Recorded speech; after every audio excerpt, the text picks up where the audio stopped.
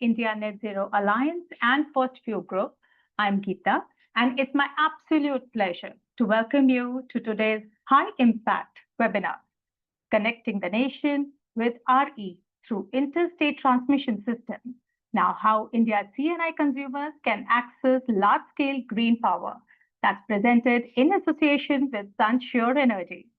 We are truly delighted to have you with us for what promises to be a powerful and forward-looking conversation featuring some of the most influential leaders from the industry.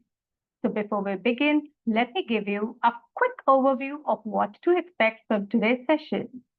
India's green energy transition is entering a defining phase, with the 500 gigawatt renewable energy target approaching and the implementation of general network access reshaping market dynamics.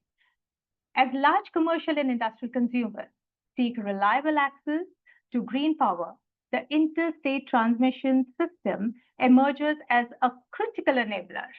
This webinar will bring together regulators and industry leaders to explore how ISTS can support the seamless and scalable flow of renewable energy across the states.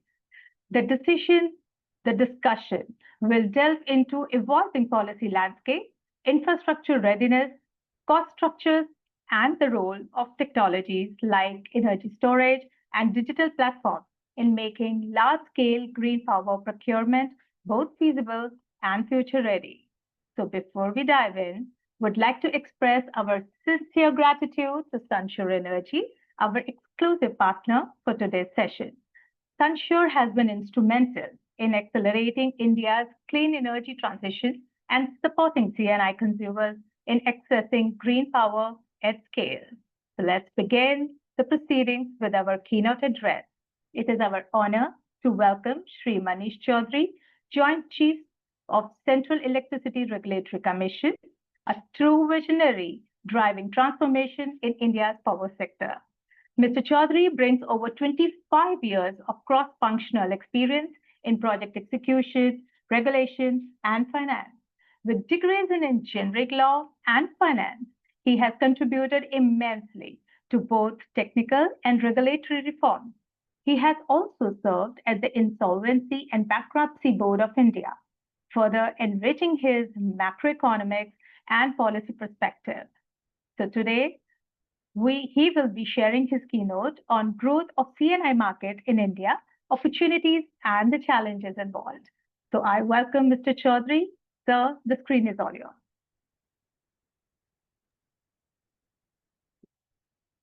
Thank you, Geetaji, for this warm introduction and welcome to this webinar.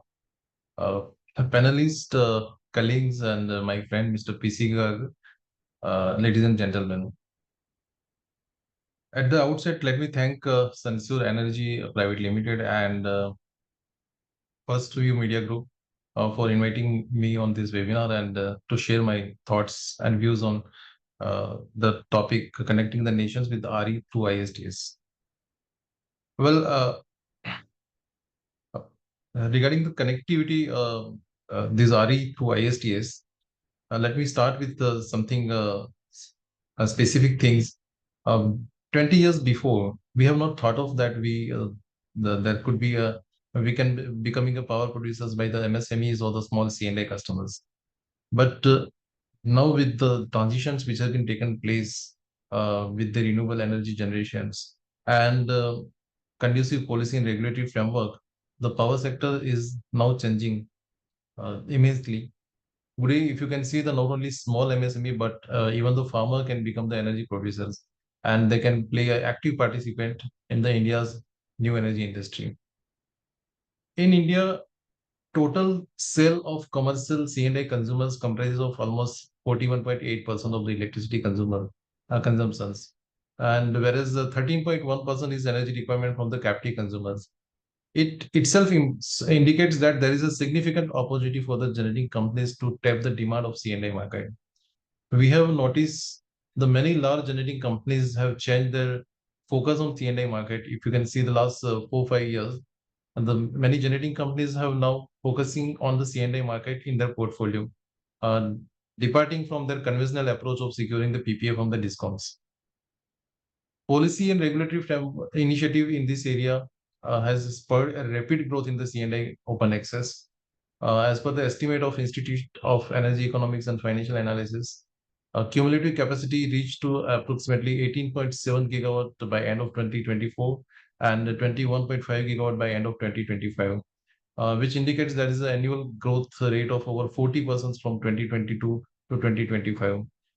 So this indicates that there is a lot of attractions toward the C&I market, C&I market, and there is a really potentials about a further growth on this market. At present, the market share of the total C&I market is about 3%, that excludes the captive generations. So if you consider hypothetically 50% of C&I market to meet their energy through open access, there is an estimate of about $16 billion market account for about 20% energy consumptions through open access.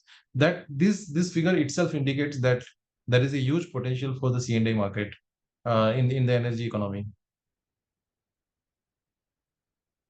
From the regulator's perspective, we perceive there are 5 strong reasons influencing the commercial and C&I consumers towards the open access renewable generations. First is a price certainty to C&I customers, which help them to stabilize their production cost against the uncertainty on rise of the electricity cost from utilities. Secondly, there is a reductions on electricity cost from the renewable sources, and at the same time, it also meets the obligation towards the green energy. Thirdly, there is a market reform. There are huge market reform is going on in the electricity sector, which provides the C&I customer to sell the electricity in the open market. Fourth, there is a conducive policy framework, such as a waiver of ISTS transmission charges, banking facility to the extent of 30% of consumptions, and cross subsidy for captive consumptions, green open access regulations by ACRCs. So this conducive policy framework is another reasons why the C&I customers, there is a growth towards the C&I market. Then the financial support for the specific generation projects, and there is a thrust of the FIIs for extending loan to the green projects. So combining all those factors, it encourages the C&I market significantly, and that equally bringing the pressures on open access within the intrastate as well as interstate. Now, the today's topic is regarding the connecting the nation with RE through ISTS. So our basic focus on the interstate transmission system open access. As a regulator, from regulator's perspective, I can say that we are cognizant of this fact and also anticipate the requirement of enabling regulatory intervention requirement for open access. Because as the C&I market will grows, the open access requirement will also grows, and we also as a regulatory point of view, the existing framework need to be revamped to meet with the dynamic requirement of the C&I customers. And in this background, the CERC has already taken a lot of initiatives in terms of the GNA regulations, and there is a connectivity procedures. As in regarding the policy framework, there is a 2022 the rules, GOE, Green Open Access rules, and then there is a further amendment. So the policy and regulatory framework has already been put in place for the C&M customers. But there are certain challenges. We are also cognizant of the certain challenges on this, and there are key levers. What are the key levers to overcome those challenges? First is the connectivity and open access simplifications. Let me share my thoughts on a little bit on elaborately on these aspects. The earlier the open access regulations was there was a few customers of a large bulk consumers having a large quantum. They were looking for the open access, and there is open access was being used by the discoms and the generating companies. C&I customers are the new entities, because there were a few entities which were availing the connectivity and open access.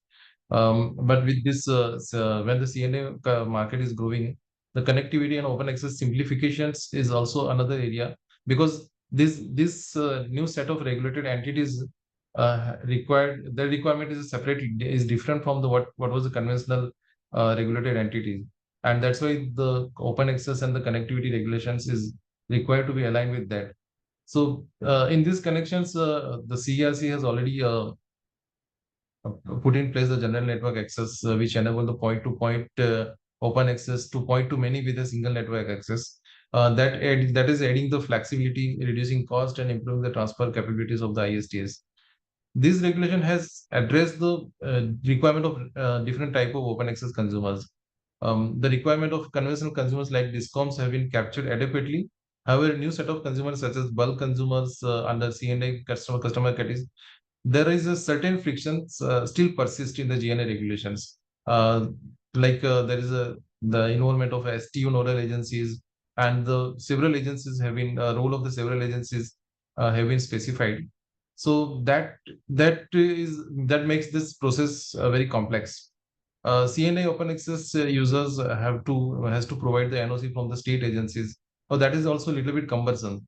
We are as on CRC, we are cognizant on these issues like procedural delays at state levels and the central agencies, a different treatment of C&I in terms of the discom PPAs for connectivity, and then 50 megawatt aggregate load for the CTO level. So these are the creating a bottlenecks or kind of barriers for the scale up of the CNA customers. But as a regulatory perspective, let me share my thoughts on. Sometimes the complex technical reform requires the time to stabilize, and there is a learning curve for both the regulators as well as the stakeholders. Further, the electricity is a concurrent subject, as you all know that because all the state agencies have to be involved, STUs, SLDCs, CTUs, and even the development agencies, renewable development agencies. So the putting CRC has to put the framework which balances the interest of all the stakeholders. So CRC now requires to have a CTU, STU joint meetings every quarters, and publishes weekly dashboards of pending GNA applications and other things. So these things makes the process is little bit complex in the GNA, and that is the reason why this has caused some delay. But I'm sure as the experience grows, the procedural complexities and additional reform will be addressed. So this can be evidence from the recent reform which we have taken place, like a solar and non-solar GNA. That also helps the GNA to take GNA of applications. Solar and even the wind can also combine. The same solar GNA can be used for the non-solar hours also, and optimize the transmission systems. So these kind of things will continue to we will be able to experience this kind of difficulties also for sometimes, but as the experience grows and the feedback we receive, definitely the corrective actions and the prompt regulatory actions will be considered at appropriate level. Apart from that, there are certain other challenges which I foresee to the C&I market. C&I consumer migrations will have a circular effect on the increase of the cross subsidy surcharge and standby charges. So the cost of electricity, which is presently in the range of 6 to 8 rupees per unit for the C&I customers, which may increase further. So that may cause little bit uncertainty to the C&I customers on the longer period. Then there is an absence of the round-the-clock solutions because the RTC power is not there in case of the C&I customers availing the generations from the renewable generations. So that is another challenge which I foresee that in the coming years we have to address this also, and maybe I think the battery energy storage or any kind of storage solutions may help to convert this power into the RTC power, because these are the things which I think there can be some issue in the scale up of the C&I market. But of course, there are certain emerging technologies, BASE and other innovative market reforms like VPPA is there. So similar kind of, I think some solutions can be arrived. later on to scale up this CNA customers market.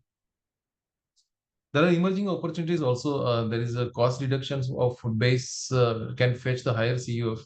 We recently received some suggestions from the industry that um, clipping of the renewable power, solar power, because if there is a PPA and then CUF has been envisaged, let's say 22%, and during the solar hours there is a CUF of 25%, so that can be the some power can be clipped and stored into the battery energy storage within the existing framework. But of course, that requires some amendment into the PPA also, and some policy changes are also required. So some these kind of opportunities will also helpful to reduce the cost. Then there are the market reform also, like a green products derivatives already introduced, VPPA, virtual power purchase agreement, and these kind of market reforms are already in our considerations. Apart from that, there are digitalization and India Energy Stake, like new opportunity through the interoperability between consumers to consumers, C2C from the B2C. So this also will enable the open access at consumer level, at retail level. So this will also help out to scale up these CNA customers to optimize their sale through the open access. So in summary, I would say that the CNA market overall, the CNA market in India has a significant unrealized potentials as on today. C&I market with the green energy is a strong support for the decarbonization of the power market. There is a targets of 500 gigawatt target by 2030 and net zero by 2070. So C&I market can contribute in this target. Policy and regulatory framework is already in place. However, the procedural issues and delay are important to address, which are already recognized by the regulators and the policymakers. And however, the feedback of the regulated entities, like during this webinar, are important for the designing pragmatic and balanced regulatory framework. Well, I'm open to hearing your experience and suggestions on the regulatory framework. Please feel I would through this forum, I would convey all the participants. Please feel free to reach out to us and provide a brief note of any issue or the challenges which you are facing. And if you have any suggestions on simplification or the rationalization of existing framework, you can share with us informally or formally, whatever it is suitable to you.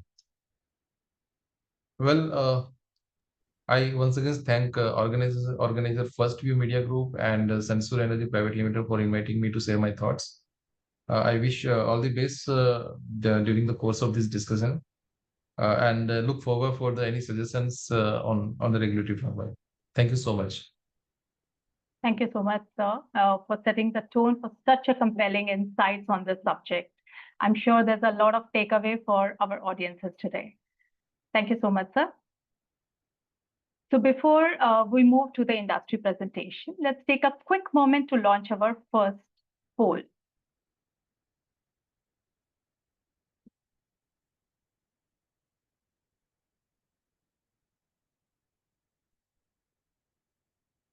So our first poll talks about what is organization's RTC. So let's see.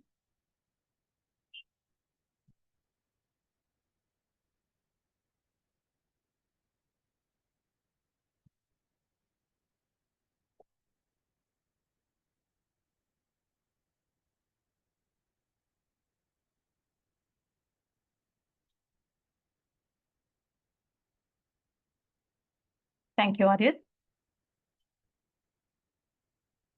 And now it's time to take a brief look at the impactful work being done by Sunsure Energy. Team, can we have a company video, please?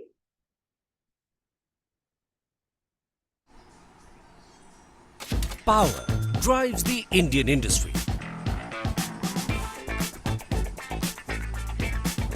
Yet, 70% of this energy is still generated from coal, increasing both energy expenses and the carbon footprint of your business. But You can now turn this around and move to 70% clean energy in just 6 months. Choose a sustainable future for your business with Sunsure, one of India's largest clean power producers, with our round-the-clock power supply to facilities of all sizes across the country. And yes, with this switch, cut down your power costs for the next 25 years. Make your power move with Sunsure. Sunsure, making India's power move. Well, I must say that was really a very impactful company video. Now it's time to hear directly from the partners and this impactful company. May I please welcome Mr. Karthikeya Sharma, co-founder and chief business officer, Sunsure Energy. Mr. Sharma, kindly share your presentation. Yes, absolutely. Thank you. Thank you, Geeta. I'm just putting my presentation on the screen.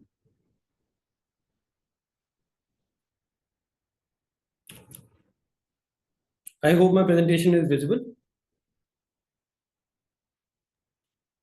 Yes, Mr. Sharma, we can see that. Thank you. Thank you so much. So I want to just start my presentation with, thanking the Net Zero Alliance, and also thanking Mr. Manish Chaudhary for starting this discussion on such an interesting note, I would say, right? Because I think CERC is tasked with some of the most difficult kind of problems when it comes to solving the regulatory environment for ease of access to clean power in India. Of course, India is, one of the largest producers of clean power. We continue to be the fastest growing deployment of green power in the world. And we have all the technologies, which include solar, wind, and now battery storage, coming online at a faster rate than anywhere else. And, our regulations, I'm happy to say that, the intent of the regulator is very clear, with the speed with which, the learning curve, as Mr. Chaudhary said, is being scaled by the regulators, and the support that is extended to stakeholders. Sunsure is, privileged to be part of that stakeholder group. And I think hearing it today from him really sets a very positive tone for the discussion. In this presentation, I'm going to talk specifically about the ISTS mode of power procurement for industries. As our video said, we work with all kinds of industries for all shapes and sizes.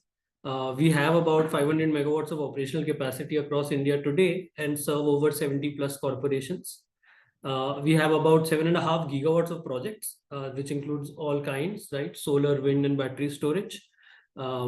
We solve the decarbonization puzzle for industries by giving them either round-the-clock power or green attributes, or also, facilitating virtual PPAs, which solves both of the above problems for industries. As a company, we have our footprint, across the nation today, and it spans across both intrastate and interstate renewable energy plants.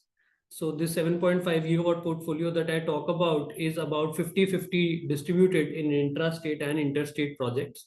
And again, we are slightly solar heavy, but almost 30% of our deployment is also going to be in wind and battery storage, but 70% comes from solar, as that continues to be, the most economical form of power production. So that's all about Sunsure. And I want to now get into the specific topic of how India's CNI consumers can access large-scale green power, especially through the ISTS network. So, first of all, in a nutshell, the ISTS network solves for two kinds of problems.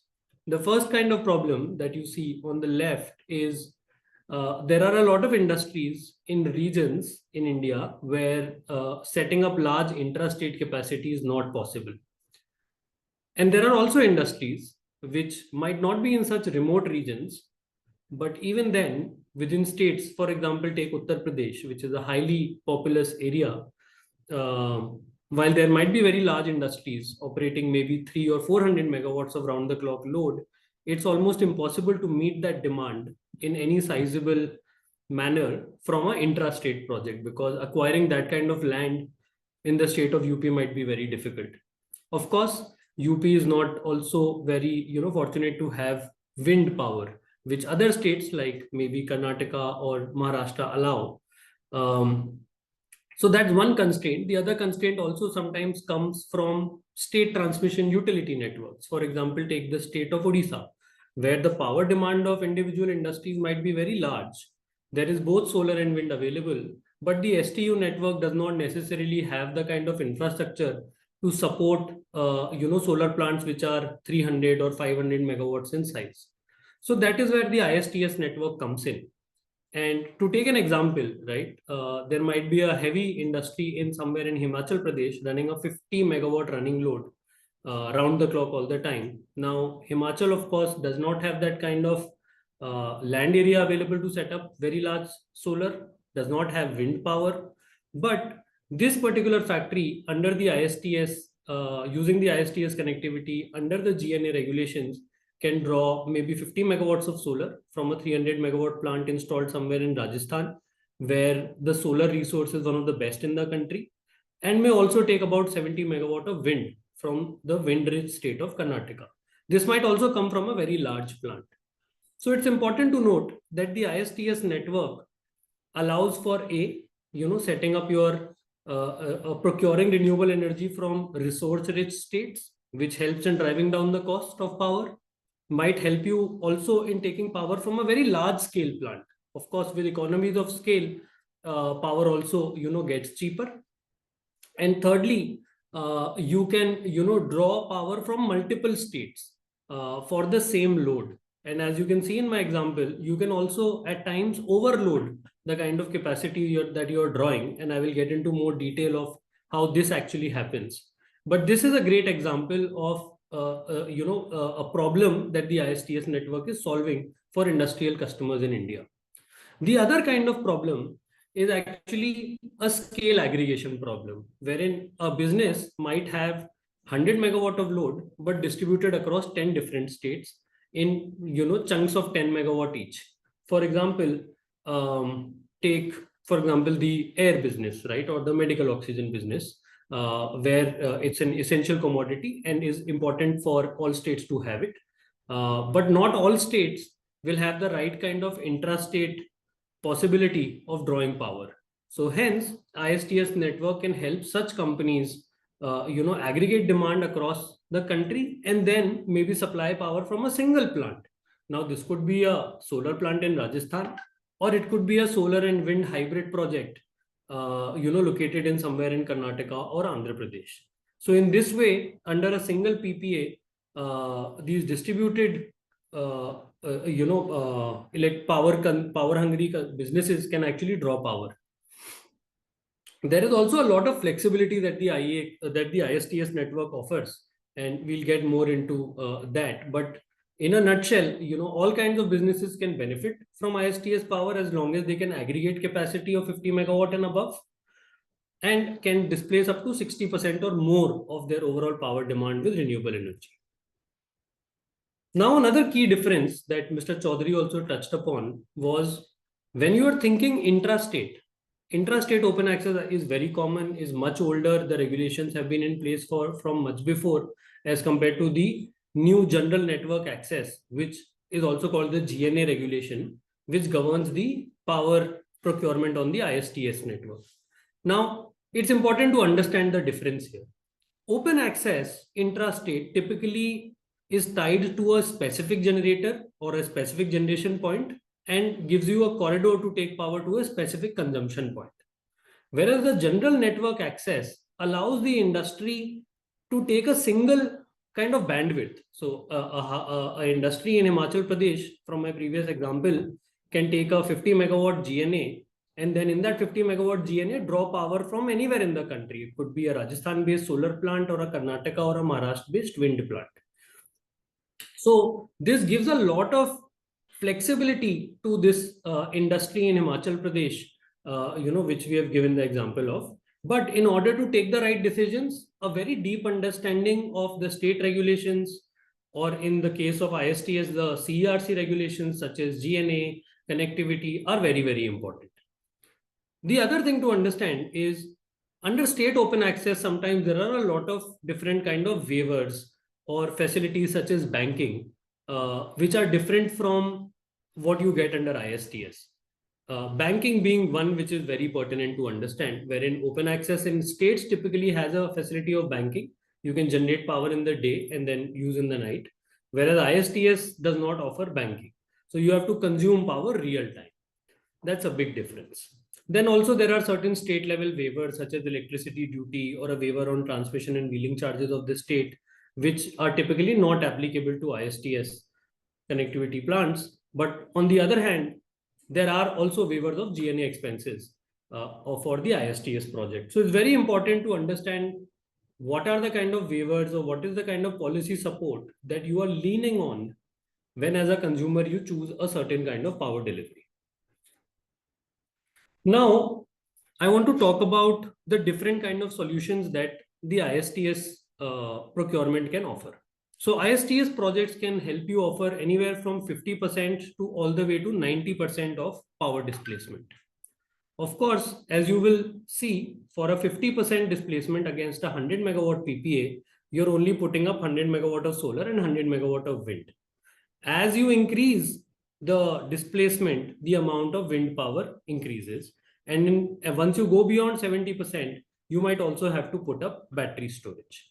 Another important thing to keep in mind is as your RE displacement grows, the power producer ends up taking some amount of market exposure, which I will just demonstrate in the next slide. And this also leads to a higher price of the power.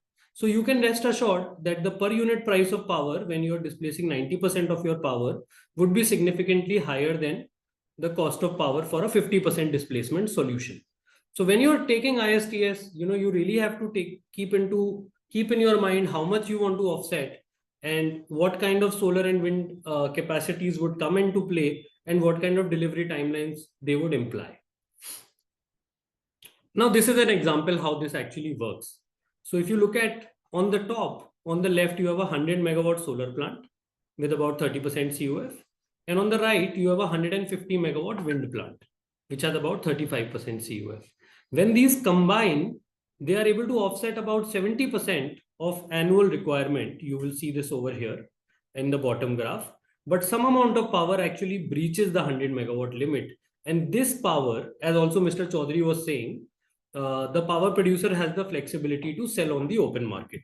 And that's precisely what ends up happening. And this is why, we are seeing a lot of reduction in daytime IEX prices. As you know, famously in the month of May, for one day, for a couple of time blocks, power for solar actually became zero around this period, around the 12 p.m. to 1 p.m. Now, in order to, maybe if you don't want to take that kind of 15% excess on IEX, you can actually add some amount of battery storage and shave off the peak from your power production from solar and instead supply it during peak hours. This also results in higher savings while making sure that your displacement also increases for the same solution. But needless to say, the per unit cost of power would go up in this kind of a situation. Lastly, just a comparison of intra-state and ISTS for some of the most industrialized states in the country. You see, I'll just, for example, take Maharashtra as an example, where without taking too much policy support or without taking too much, banking dependence, a 50% offset potential is easy from intrastate solar and wind plants, savings being up to 35% on per unit power. But same thing if you do from ISTS, your offset is much higher, even if the savings are a little lower. So when you are comparing intrastate and ISTS, these become the two primary parameters to evaluate. What is the offset potential and what is the savings potential? Sometimes, even if the savings potential is lower per unit, if the offset potential is higher, your overall savings might become higher in ISTS than in intrastate.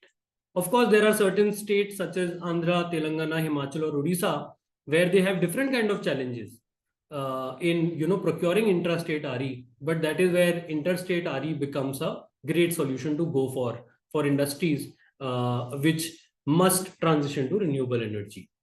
So with this, I would want to put a rest to my presentation, and happy to share more thoughts during the panel discussion or afterwards with all the attendees.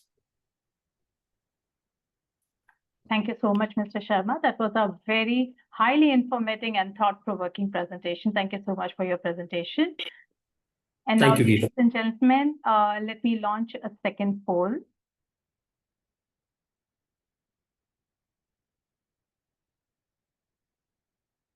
What's the biggest challenge your organization faces in adopting ISTS connected renewable power?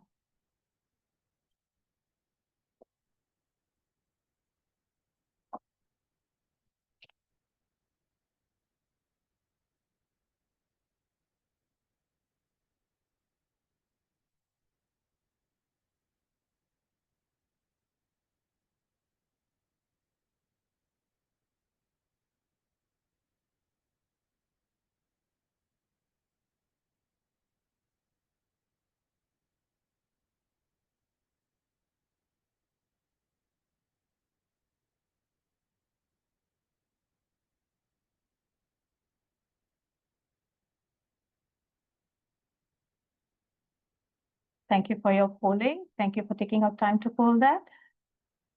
Now, ladies and gentlemen, let's move to the heart of today's session. That is our panel discussion.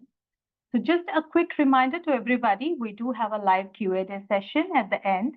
So please feel free to post your questions and in the Q&A box anytime during the discussions, and they will be addressed by our panelists at the end of the panel discussion.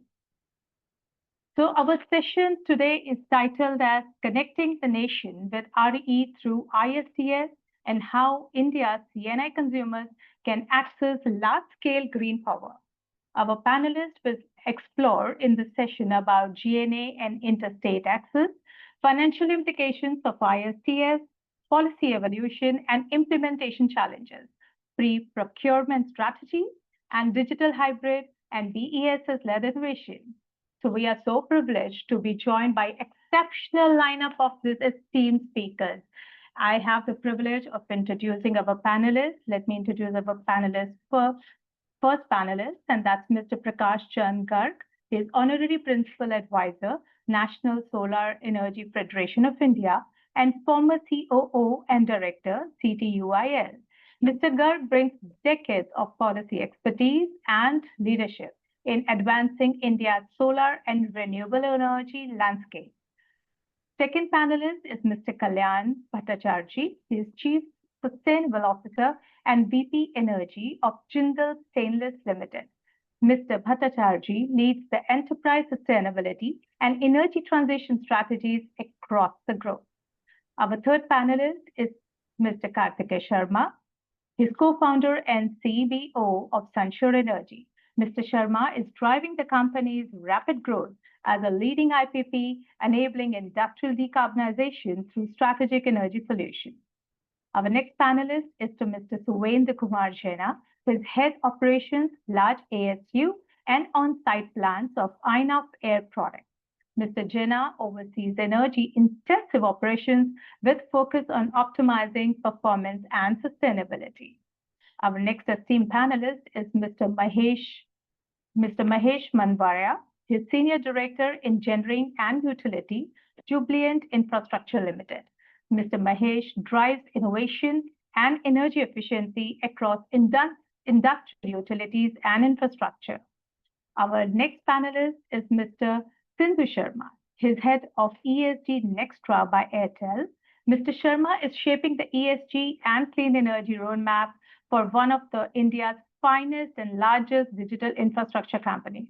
And expertly moderating the panel is Mr. Kiran Kumar Alla. He is Director and Senior Fellow, TERI, who brings deep expertise in sustainability consulting and policy analysis. I welcome all the panelists and request everybody to kindly switch on their videos.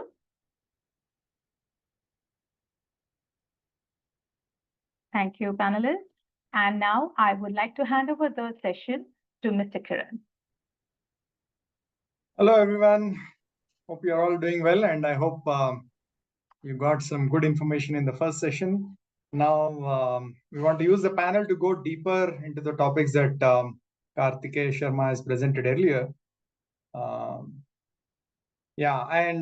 the session, feel free to keep sharing your questions so that we can take them up at the ending, right? So to give a quick background of myself so that you know where the context I'm coming from.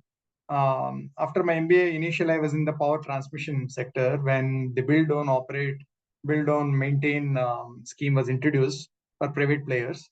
Around the same time, the point of connection charges also came. So I saw the sector significantly shift from very block, very rigid kind of structure to a lot of flexibility, lot of access, and also from a generation deficient to generation surplus and the renewable energy and all. So then for about 5 years, I was in the Delhi Discom where I started seeing the open access evolve. And I'm happy to see that it has reached a much mature level where we are talking about open access through ISTS, right? So it was, I wouldn't say it was believable some time back, but now looks like things are falling in place and we are able to access power, renewable energy, particularly from one corner of the country to another corner of the country. So with that background, so what I would request is, so now I will again bring back Karthikeya, who's been introduced already, the Chief Business Officer and co-founder of Sunsure Energy. So again, the question here is, Intra-State is what typically people think about open access when they think about open access.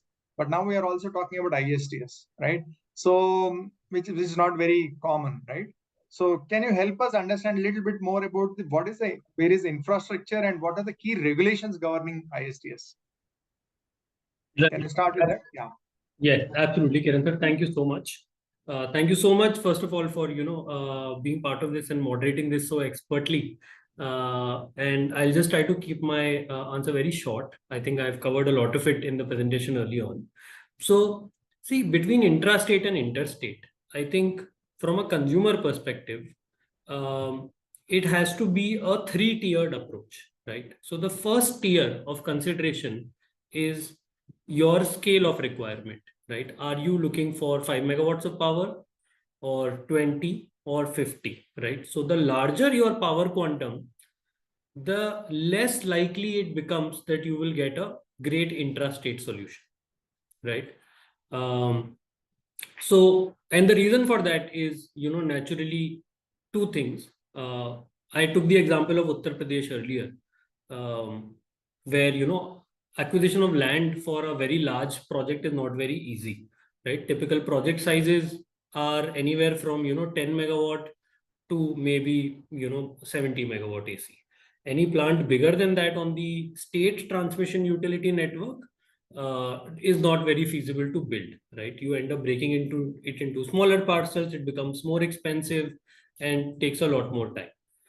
So every state kind of has one rule, right? That anything above 100 megawatt kind of connectivity on the state transmission utility is typically not feasible. The ISTS network, on the other hand, gets updated or gets built or, is being built out with a much longer horizon. We see, HVDC corridors coming up. We see, very large substations in specific renewable energy zones coming up, which have the necessary infrastructure to evacuate that power, right? So a consumer must consider their size, first of all, when looking at intrastate versus interstate. If you're isolated 5 or 10 megawatt in maybe 1 or 2 states, and both states have open access on the intrastate level, might as well go for it, right? But if you're larger, or if you're distributed across many, many states, it becomes important that you start looking at ISTS. That's the first tier of consideration.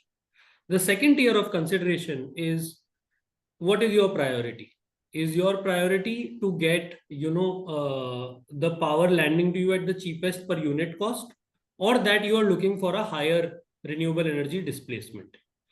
Typically, even if power is landing to you slightly higher, which is the case in ISTS power, right? For example, you will not get electricity duty waiver in most states for ISTS power, whereas for intrastate power, you will typically get electricity duty waiver, or at least for the first 5 to 10 years. Or you will get, some discount on transmission and wheeling charges.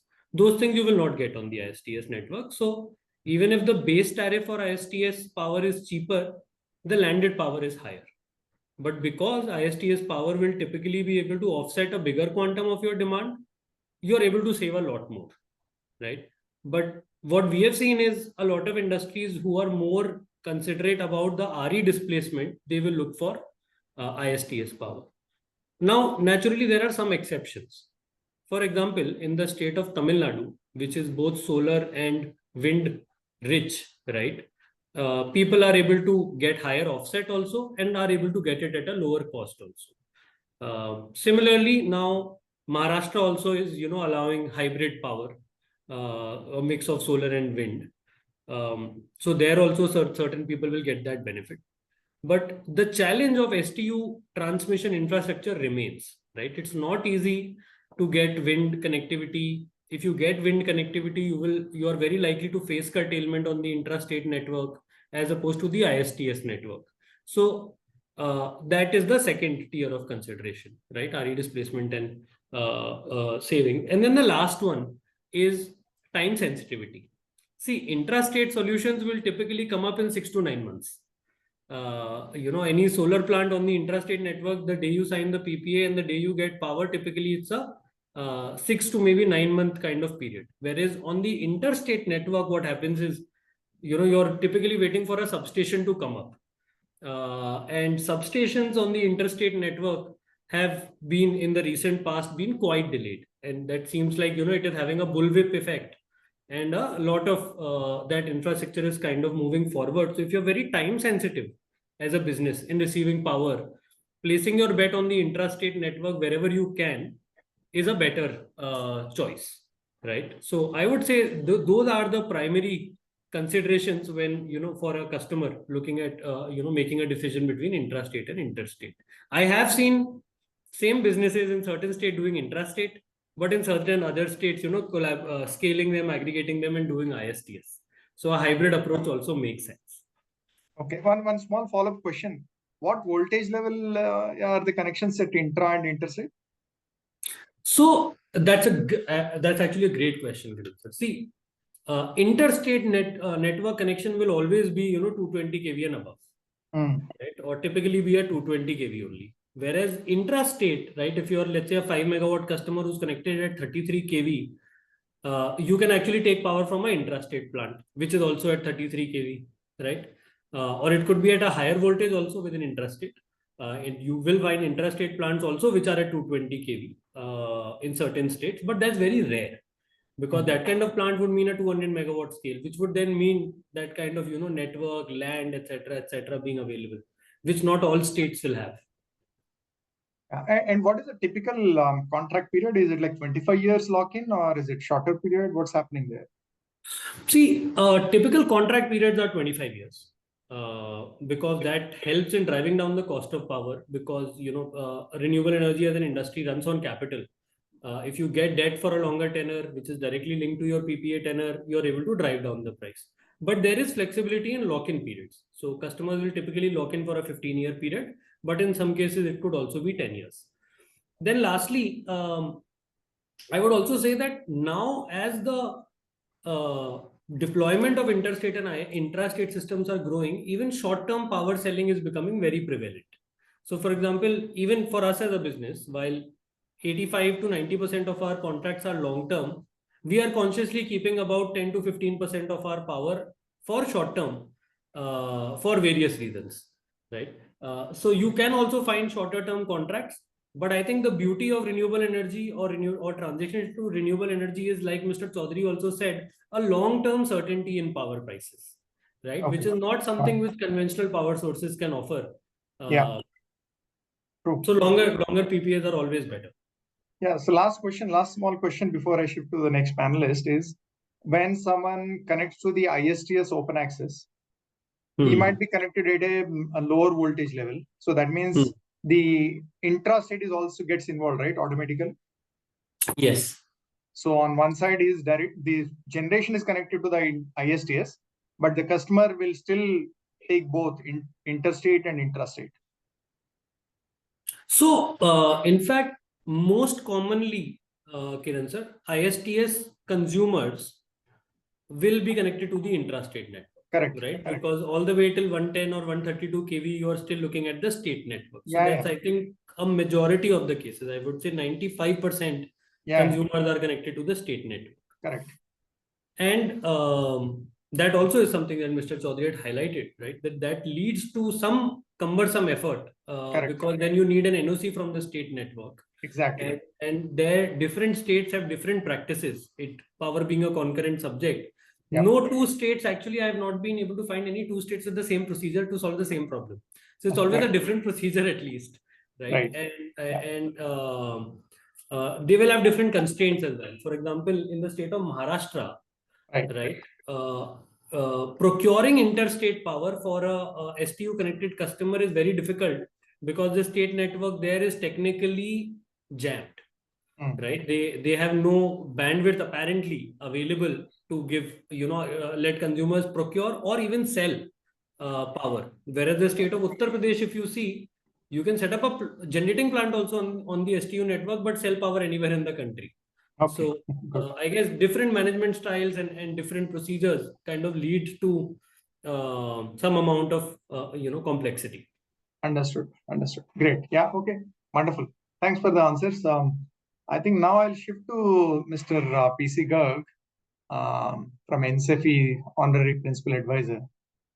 Mr. Garg, I wanted to kind of understand now that we kind of broadly understand the ISTS open access. Can you kind of go a little deeper into the GNA aspect of it and kind of clarify to all the attendees? Thank you, Karan sir. And I am highly impressed with Karthikeyan's presentation and later on his, his talk about the ISTS. He has covered a lot. And now he has, talked about the ISTS, Intra-State. And now I am going to talk about the ISTS system because before NSFEI, as many of you may be knowing, that I was in CTU and I was in association with CERC, Manish ji. We implemented the GNA regulation. First of all, I would like to convey my sincere thanks for the opportunity to speak on this subject, which is really at the heart of India's clean energy transition. And the role of ISTS and GNA in unlocking large-scale renewable power for commercial and industrial consumers is the most important topic which is being discussed today. First of all, I'll just briefly tell about what is ISTS. For a common man, if we compare, this is just a power highway. We make the national highways, and we know the example of our neighboring countries that wherever excellent road network was built, they are developing like anything. And similarly, India is doing the same way. The same thing is being done in ISTS. It's a really it's a power highway in our country. It allows the electricity, particularly from renewable rich states. Like in India, we have Rajasthan, Gujarat, Tamil Nadu, Karnataka, and few more states which are really rich in renewable energy generation. So for traveling the power seamlessly to industrial hubs from these renewable rich states, the power hubs, like they are situated in Maharashtra, Haryana, Delhi, NCR, and few more places in the country. For this purpose, ISTS is extremely important. When we talk about the connectivity is the most important thing in ISTS. As Karthikeyan also said that for ISTS connectivity, 50 megawatt is the minimum requirement, whether it is a generation or whether it is a load, I mean, as a consumer, the ISTS connectivity is given for a minimum quantum of 50 megawatt. And certainly the 220 kV voltage is the minimum voltage. In many cases, when the connectivity is taken for say 500 megawatt or more, the connectivity is given at 400 kV level also in ISTS. Now, in our country, we know that we have set a target of 500 gigawatt non-fossil fuel by, I mean, installed capacity from non-fossil fuel by 2030. And most of the upcoming solar and wind capacity will be located in remote areas.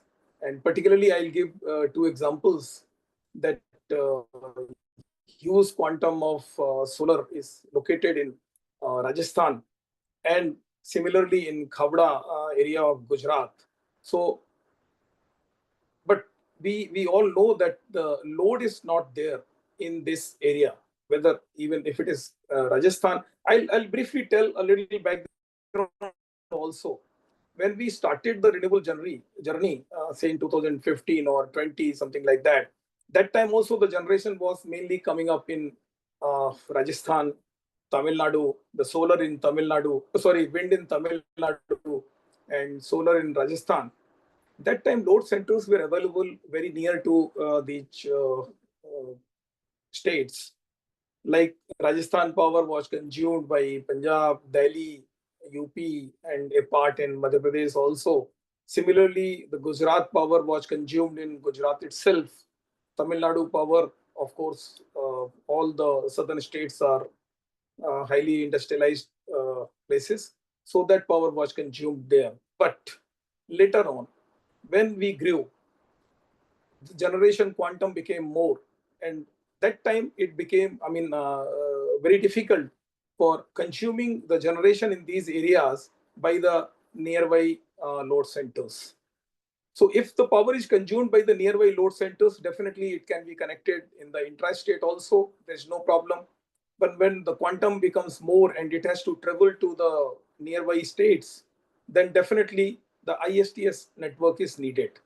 Now, when we talk about the ISTS network, it's very important to talk about the connectivity. In the earlier connectivity system, we all know that there were two components. One was basically the connectivity, and the second was LTA, that was the long-term open access. Of course, medium term and short term were also there. So that time, when a generator gets the connectivity, it is, I mean, evacuation of power. I mean, just pushing the power into the grid was allowed, but evacuation of that power or sending that power to a particular consumer was not guaranteed until unless you secure LTA. This was posing a lot of problem for the consumers as well as for the generators, because the consumer and generators, they were mapped with each other. One generator will be able to supply power to a particular consumer only, and the particular consumer will be able to source power from a particular generator only. To overcome this problem, GNA regulation was thought of, and CERC came up with that regulation very nicely. And as per the GNA regulation, a generator can take connectivity into ISTS, and after that, he can supply power to any consumer anywhere in the country.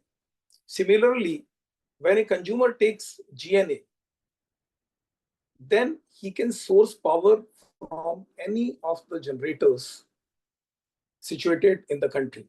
So this is the facility which has been provided by the GNA for both generator as well as to the consumer. Now the problem is that when we are generating huge quantum of power, say in Rajasthan or in Khavda, and when my load centers in the nearby areas are exhausted, then we need to transfer the power from, over long distances. Like the Rajasthan power has to go to UP, say Khavda power that has to travel all the way to Maharashtra. And here the distance becomes, say, 1,000 kilometer, 1,500 kilometer, like that. Now we know that in AC system, making such a long transmission line is not possible, both economically as well as technically. So for that purpose, now we are totally dependent on the HVDC system. So for evacuation of large chunk of power from the potential rich RE states, we are now making the HVDC transmission lines. And HVDC transmission line, as we know, that it takes quite a long time, and it's a very costly affair also. One transmission, one HVDC system of, say, around 1,500 kilometer long with 6 gigawatt capacity, it costs around 30,000 rupees, and it takes approximately 4 to 5 years for its construction. So, as Karthikeyan said, that if you are looking at a short-term solution, say you want connectivity in 6 months or say 12 months time, then definitely Intra-State is the option, is the only option rather, I can say. And if you go for the ISTS, then definitely you should have some time. But when we talk about the scale, if someone wants connectivity for 300 megawatt, 400 megawatt, or even 1000 megawatt, then ISTS is the only solution that provides a very stable network and a guaranteed access to the system. But for lower capacities, definitely the Intra-State is helpful. But now, I think that part will be covered a bit later. But this ISTS has grown like this. There is one factor, apart from reliability, apart from getting a big size network, is the ISTS waiver.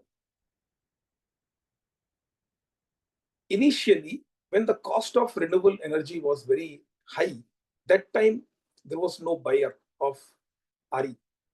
So the government thought of introducing some incentive for the RE, for encouragement to use RE by the states particularly.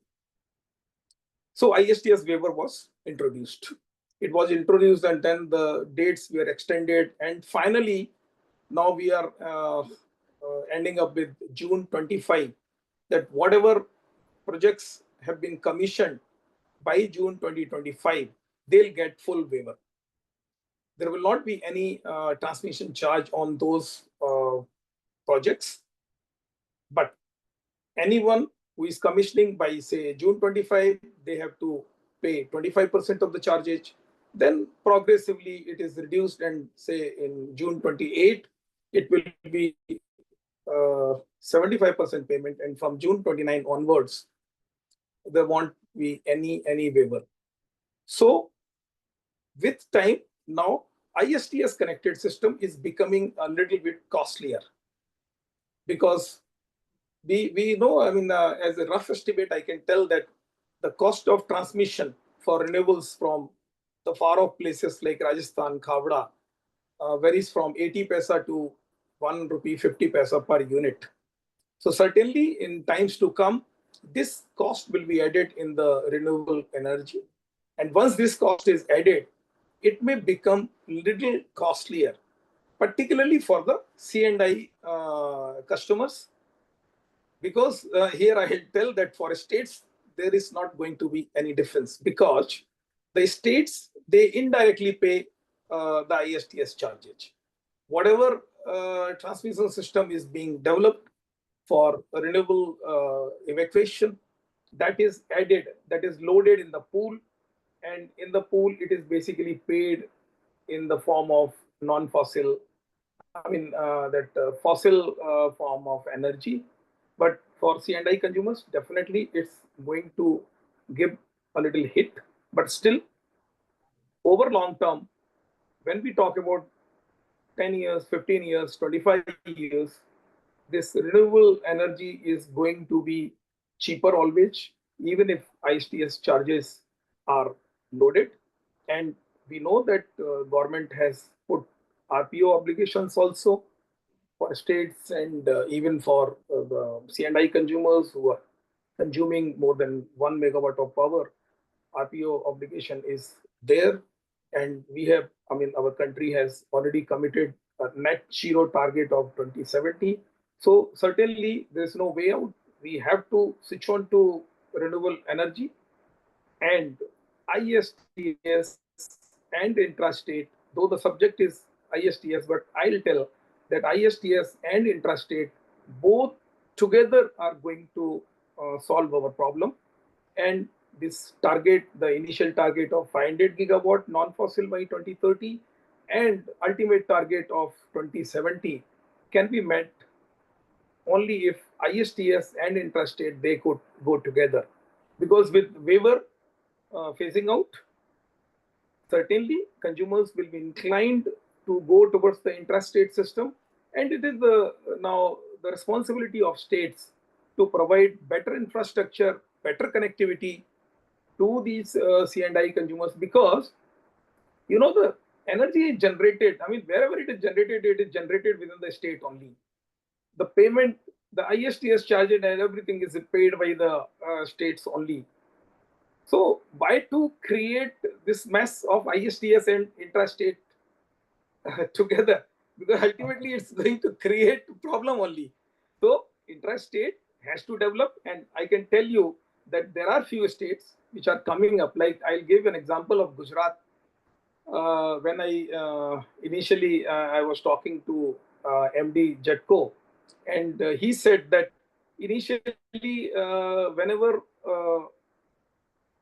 RE generator wanted connectivity, they were providing connectivity only if there is a margin available in a substation.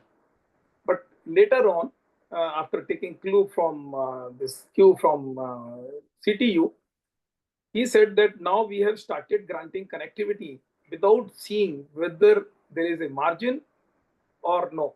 If there is no margin, we create margins. We make the system. So this is the style. This is the right style, and I think every state has to opt. I mean, go for this, and they should encourage. The electricity will become much cheaper if it is connected efficiently in the intrastate system. And and the very purpose of solar is definitely the DRE. Distributed RE is the main focus for. I mean, earlier when coal-based generation was there, we were generating at the coal mines near the pithead plants. Now the pit is available everywhere. On every roof we have the resources. So certainly DRE is very important, but let us use DRE, but at least the middle scale projects should be developed within the state, should be connected within the state, and intrastate network has to be developed, because for ISTS also intrastate is needed, because ultimately you asked that very right question, that all the consumers will not be connected at 400 kV level. They will be connected at 132 kV. Some of them may be connected at 66, wherever it is there, 33 kV. So certainly they are dependent on both ISTS as well as intrastate. That's it. Yeah, good point. Good point. I'm sure, you made some very valid points. And going forward, we will wish, as consumers or even as operators, that the difference between intrastate and interstate becomes less and less, so that the differences between states also go down, and everywhere all the states become competitive. They start using proactive policies, proactive measures, right? So we are not approaching the problem from a scarcity perspective, but rather than abundance perspective. Ultimately, the customer is demanding something, right? If they are demanding something, that means the need is very strong. And as the service providers, it becomes a responsibility of CTU, STU, DISCOM, even the generators to deliver that. At the same time, customer should understand the value that is being delivered, not just look at short-term, just price comparison, but look at long-term reliability, long-term resilience, and also clean energy adoption, right? It's not just about cheapest power. It is also about encouraging the future, which is through investing and purchasing the renewable energy power. Thank you very much. Right. Appreciate. Thank you. Appreciate. Now I'll turn to Mr. Kalyan Bhattacharjee, who is the Chief Sustainability Officer and Vice President. So it's very important to see very nicely that Mr. Kalyan is both CSO and also the President for Energy. So he has to balance both objectives, and he's also the customer. So let us hear from him, his perspective on all the topics that we discussed, and also ISTS as a round-the-clock power strategy. Right, Kalyanji, over to you. Yeah, thank you, Mr. Kiran. Good afternoon, ladies and gentlemen, and good afternoon to my co-panelists. So myself, Kalyan Bhattacharjee, you've already introduced. It's a balancing act, and good that both these portfolios are with me. Sustainability with the energy transition.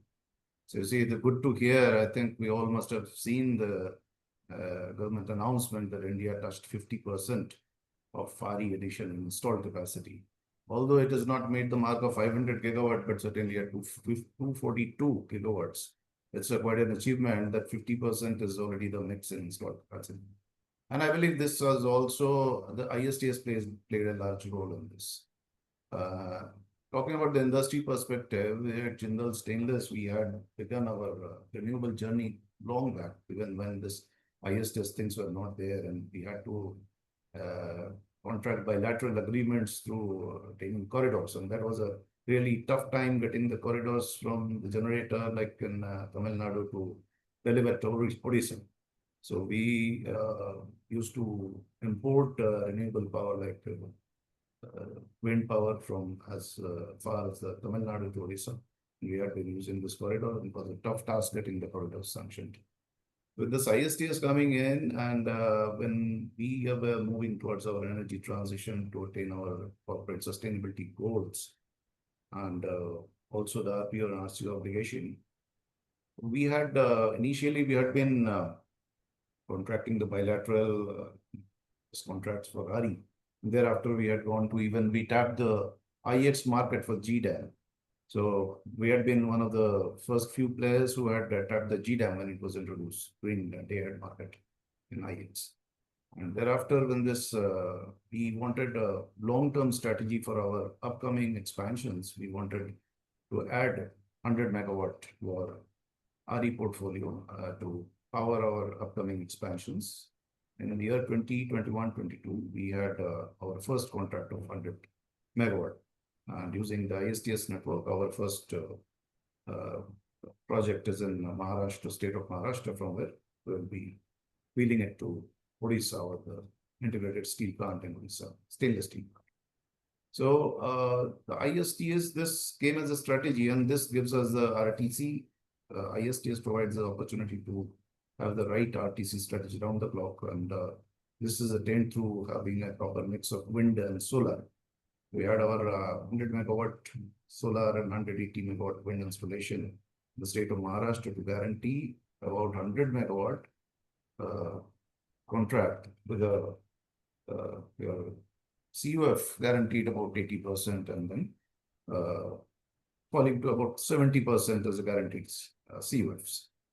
So that was the condition, with the ISTS playing a large role, and of course the ISTS waiver also gave the conducive platform for us to get the contract done and get the approval for shifting our energy transition to renewable energy. So IX waiver, which was brought into basically ensure that these renewable rich states, which are the resource rich states, and the resource deficit states, like in Odisha, it's a state where most of the time it's a monsoon, and most of the times it's cloudy. There is hardly any wind or solar generation. So states which are energy deficits, these kind of states can get this power from the energy or the resource rich states through ISTS.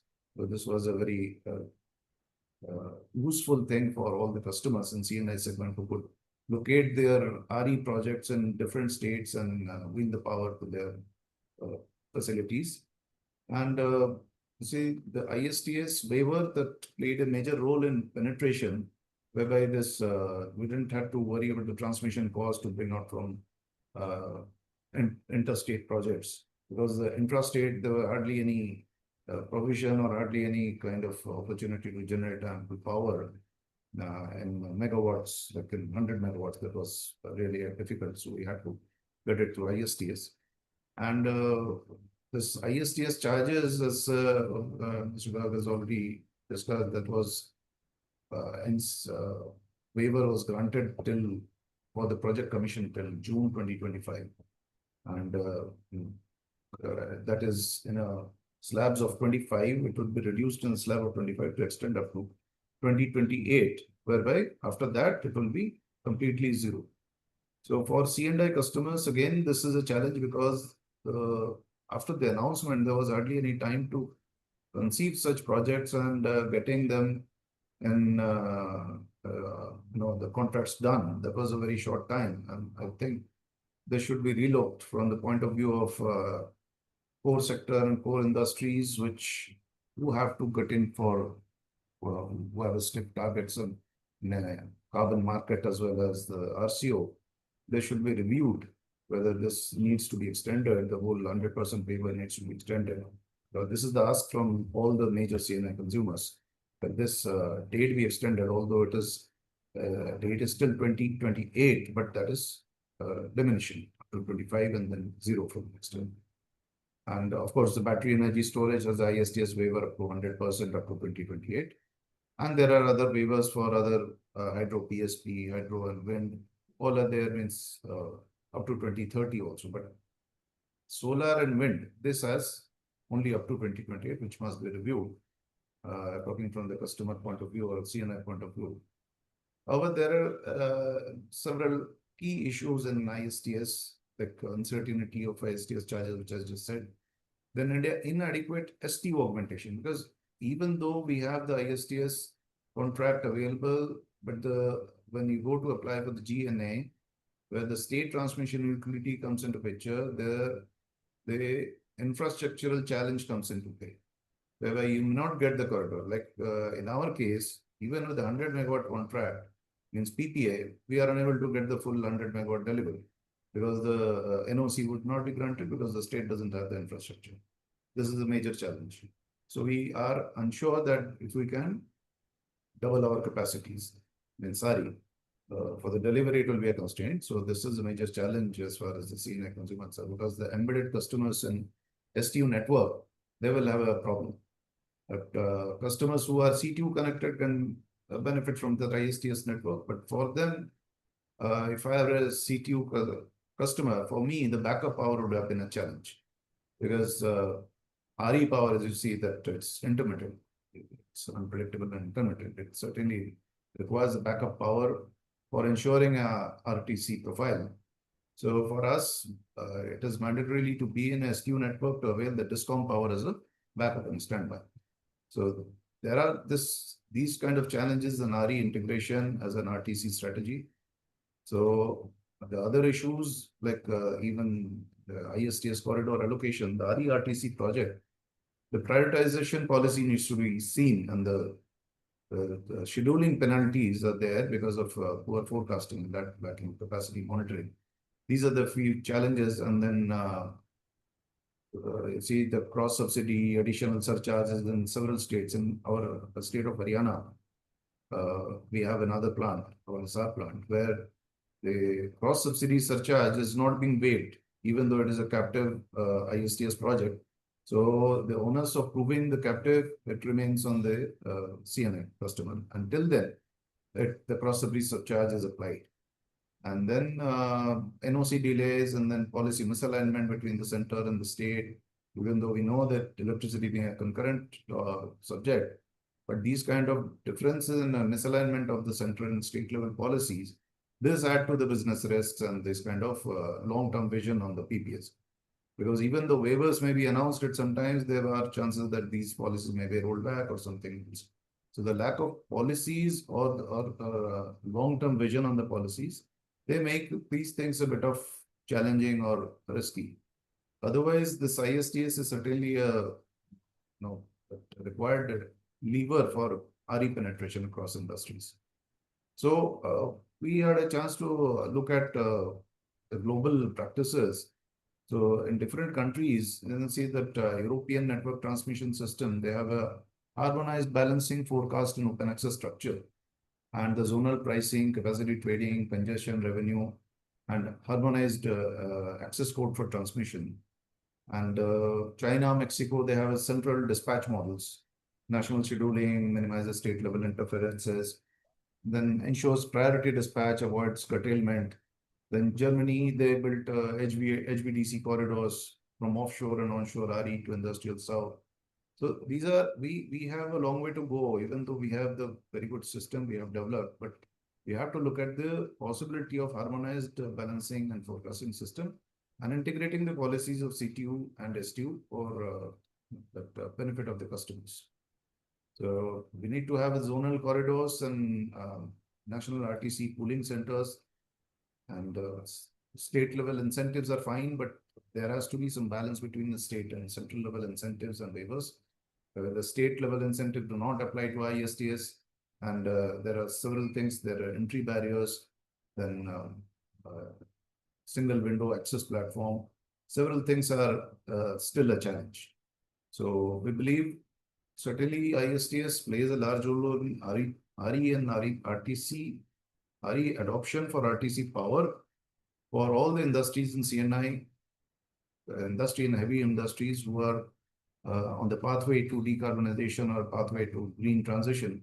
This ISTS will play a large role even in the future, because if we do not look at the possibility of extending the ISTS charges waiver, there will be the burden of the additional charges on the power cost, which otherwise would have to be taken in the STU facilities, which is a real problem, because not all the states we can have the quantum of RE power up to 70 to 80% CWIP, unless without the battery storage, which of course at present the battery storage is a very costly solution, and certainly we have to look forward to how it can come at par with the other forms of energy, or the overall weighted average cost of energy. It has to come lower.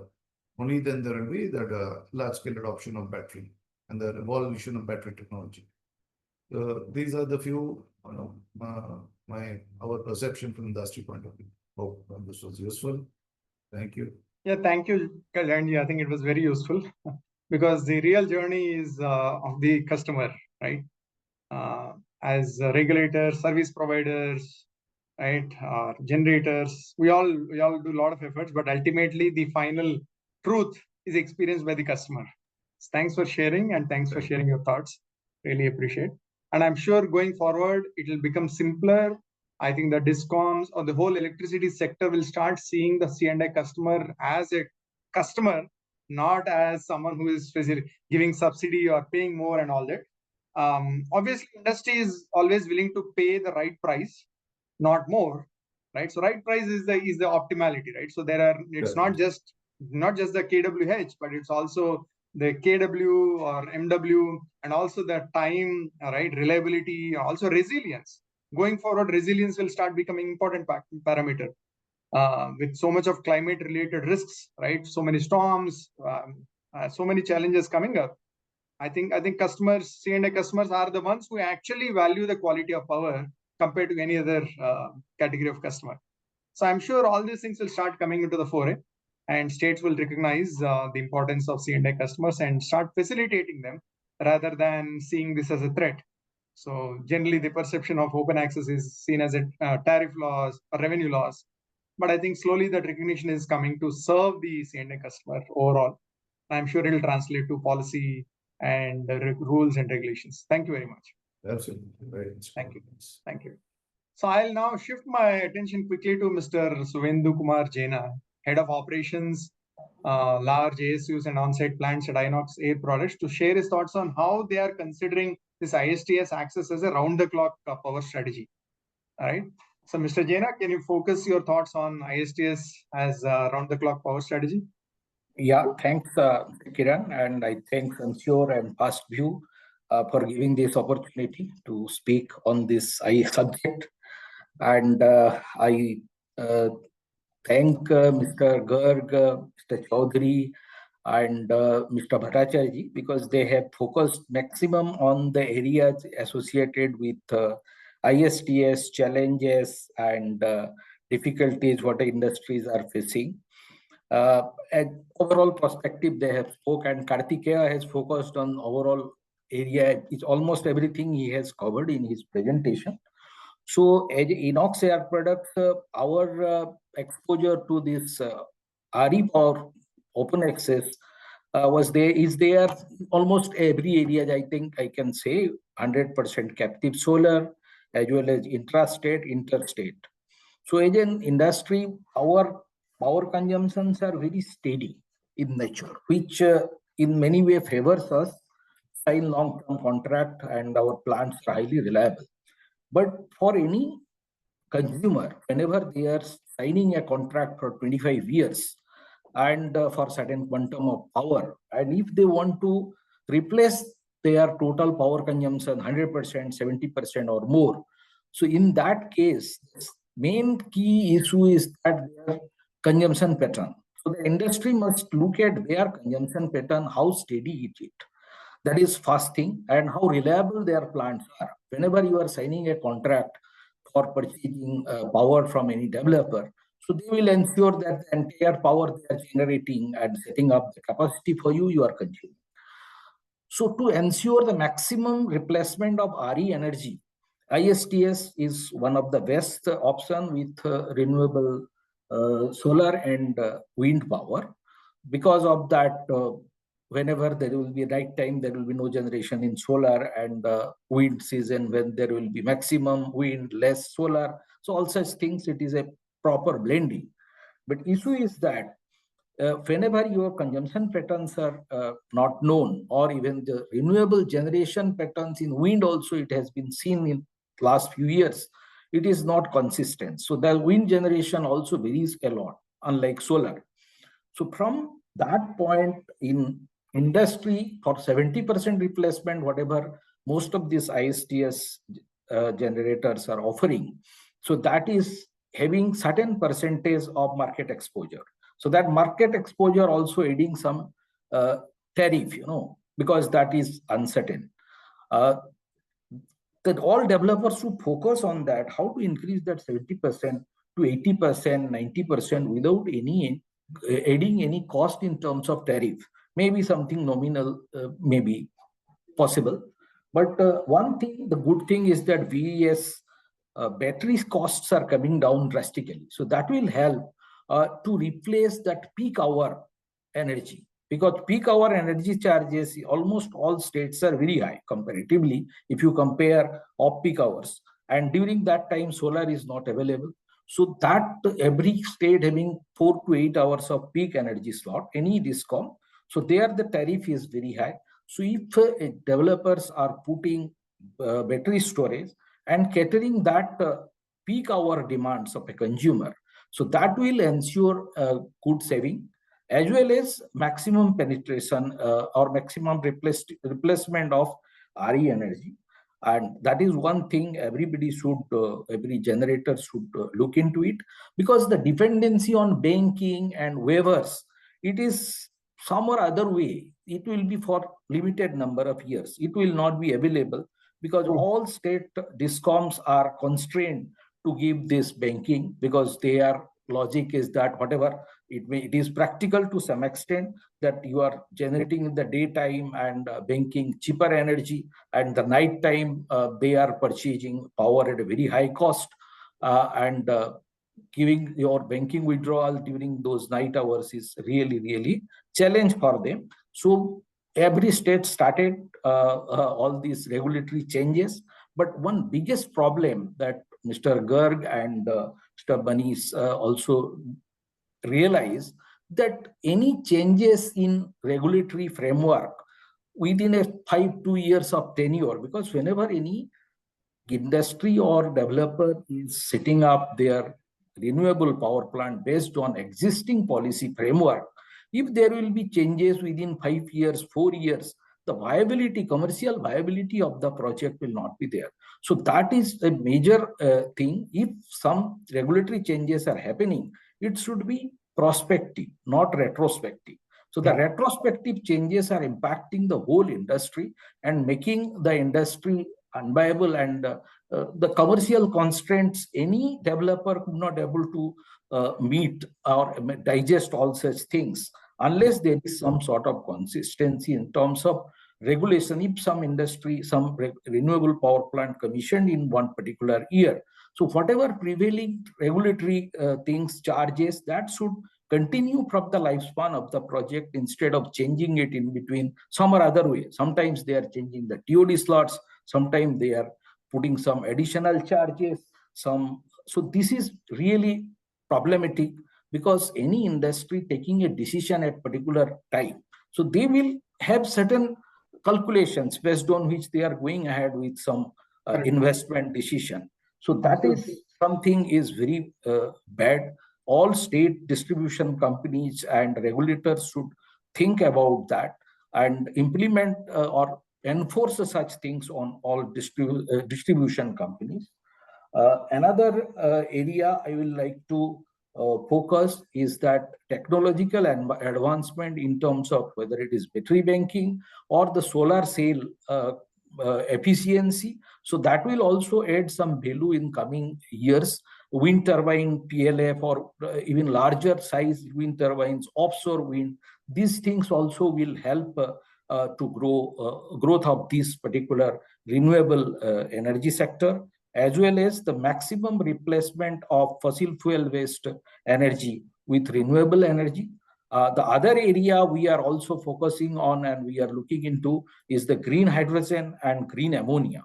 So in green hydrogen also, RTC-based RE power is required continuously. There, I cannot use any fossil fuel-based energy. Then my hydrogen will become the green attribute or green. We cannot say that this is 100% green. So there, RE-RTC power is required. Even if there will be, say, some sort of fluctuations, the electrolyzer plants are capable to handle that. But there should be at least 40% to 50% of RE energy available around the clock to make this green hydrogen sustainable to some extent. And green ammonia is, again, that is a different subject at all. So that's why as an industry, our focus is that how to make this regulatory constraint easier, and Manish ji is always focusing on that how to make these procedures simpler and simpler day by day. But main issue is the central regulator is that to convince the state regulators. So states are again they are independent entity. So that conflict will go for some time at least. But this GNA will help. GNA definitely will help all consumers as well as developers. And with that, I think almost most of the areas has been covered by all other panelists. So with that, again, I'm concluding. No, thank you, Mr. Suvinder. I think you brought out the challenges, because ultimately, unless we handle the challenges and sort them out, we will just stay limited, right? So it'll be good for few, but not for everyone kind of scenario. And the uncertainty is always a decision delayer, because people will postpone simply, right? So it looks good on paper, but I'm worried about it, so let me wait for tomorrow. That's a typical approach. Another thing, there can be central government should, or all state government, electricity waiver should be extended to ISTS, OpenX, RE-ISTS at least. Because anyway, it is RE, whether it is state, whether it is coming from some other state or wherever it is. True. I mean, see, as someone else pointed out earlier, it is a net neutral for discoms actually, because but there is also an element of inequity, because C&I customers are getting the waiver, but who is paying the transmission charges? Those who are not accessing open access are paying those transmission charges. So I think conflict. I know that. Yeah. So the incentive has been given. But anyway, this ISTS, the CTU waiver is gone, you can say. So there will no more CTU waiver, correct? CTU charges. Correct. I hope the renewable energy charges will come down and the storage will come down. But see, we also have to remember one thing: the energy charges number not increasing also is a reduction, because compared to that is not. I am telling you, this is not a permanent phenomenon. Just to counter this RE open True. access, state True, discoms are framing such things, but long Yeah. run it is not possible for them to continue. Yeah. They're telling, they're forecasting next 5 years my energy charges will come down like anything. I mean, they are also just trying to protect their business. We can't blame them, right? I'm sure we'll find a better solution. Let me now quickly shift to Mr. Mahesh and then Mr. Sindhu. Again, share their perspectives, particularly from the experienced C&I users. And also, what are the key motivations? See, there are many challenges while doing this. It's not an easy thing. It's not like going from one shop to another shop and simply changing the buying. There are many challenges. So there must be motivation. So what are the motivations you have? And then how are you looking at it both from short term and also long term? Is that questions I have, Mr. Mahesh, and then Mr. Sindhu Sharma. Yeah, thanks, Kiran, and thanks, First Wave Media, along the lot of the Pala members here. Well done. So almost, I think we have covered most of the things here, right? But it will be just, I think, a repetition and a review of that. So firstly, share your we'll talk perspective, about your experiences will be very good. Sure. Yeah. So firstly, we will see about the basically the constraints. Okay, constraint to the ISTS implementation. We can very well understand that it is bringing the transformation to the Indian power sector, right? But as such as the infrastructure constraints are there, many of the power plants, many of the solar and wind hybrid power plants have been put up by the generators, but those are just waiting for the infrastructure evacuation, right? And other than that, whatever the transmission is given, the transmission infrastructure is given, the timelines taken by them is about 4 years or 5 years or so, because it is associated with the HVDC system as well, right? So in this type of scenario, actually there are some interest, some losing interest of the type of thing is happening. The people or the developers are not taking interest in that, right? Also, it is seen that whatever the infrastructure development investment is there, it is also not happening by the government infrastructure, right? Secondly, we can say in the constraints like the GNA. So in application part, we can see whatever the prescribed application is there for GNA, there is a prescribed format for the application, but whatever the connecting documents are there, those are not shown anywhere. Those formats are not shared anywhere. And whenever we put the format in that, the application gets rejection. When suppose any board of directors or board of directors papers are required in that, those papers are not actually read sufficient by them. And in that way, the applications get rejected. For the connectivity purpose, if you can see, then we have to go to long way. The STU needs to be actually look out. The CTUV is to be taken out. The SLDCs or state load dispatch centers are to be taken out. So it becomes a cumbersome process, right? It should be, if the complete reform is there, then I think it is required that a single window clearance type of system should be there, which can help the consumers as well as the industries, so that the ISTS evacuation, ISTS procurement by them and the projects can conceive well in time. Other than that, we can see that there are many reforms also which are being given by the government now. Okay, the first, as we just heard about the green hydrogen policy. So integration of green hydrogen with ISTS network, ISTS actually connectivity, it have laid some simplicity in that, as well as also hydrogen can work as a good storage, energy storage unit, where we can see that whatever the excess generation is there, the hydrogen can be produced, and that hydrogen can be used as another energy source for certain industries. The battery energy storage system, the pumped hydro energy system, these are also the things which can help now, and the development of that can be made the industries or made the developers self-reliant into that. Other than that, we can see that the lot of development is happening in artificial intelligence field. Okay, so if the smart grid type of concept is there, then the artificial intelligence can play a very important role, where the real-time data can be available, and that real-time data can be used to link and delink the renewable energy generation as well as the distribution thing. The C&I users look for many regulatory reforms, like a good banking. Whenever they have taken, suppose a small quantum is only taken by them. In that case, if the banking facility is not there, then there is a lot of challenge into that. We have seen that many of the projects which have been taken earlier, now facing challenges because the banking facilities are getting changed. Another thing we can see that electricity being a state subject, there are some issues where the central has made a policy and states are not able to implement that too. There are basically issues with that, their revenues, their revenue generations, as well as there are some infrastructure concerns also. And some of the cases we have seen that STU has given the NOC, but after that NOC also, it is taking 4 to 5 years for the GNA. So a complete regulatory turnaround is required if this ISTS project or ISTS policies has to be implemented in a full go.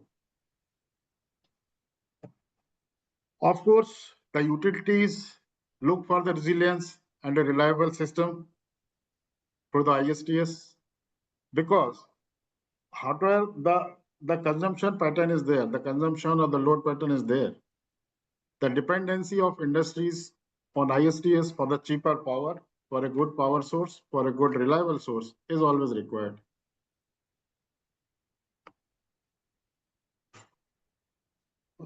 Flexible procurement models is one of the reform which is being taken up.